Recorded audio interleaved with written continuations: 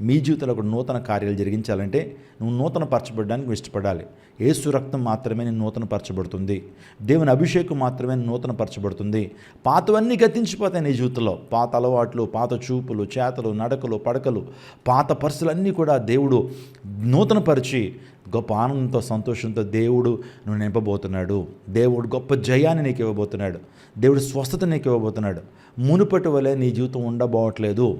మునుపటి కంటే గొప్ప ఆశీర్వాదాన్ని ప్రభు నీకు ఇవ్వబోతున్నాడు. ప్రభు సన్నిధిలో ప్రార్థన చేద్దామా? సకల ఆశీర్వాదములకు కానుభూతులైన మా ప్రభువా, ఇదిగో నేను ఒక నూతన క్రియ జరిగించున్నాను, అది ఇప్పుడే మొలుచును అని యెషయా ద్వారా మీరు మాతో మాట్లాడారు. ఎంతమంది ఈ వాగ్దానాన్ని తిలకిస్తున్నారో వారి జీవితాల్లో అద్భుతాలు వారి జీవితంలో జరిగించండి.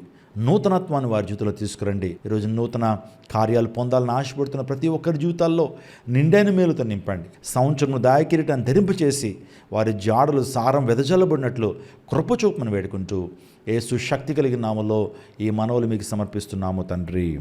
ఆమేన్.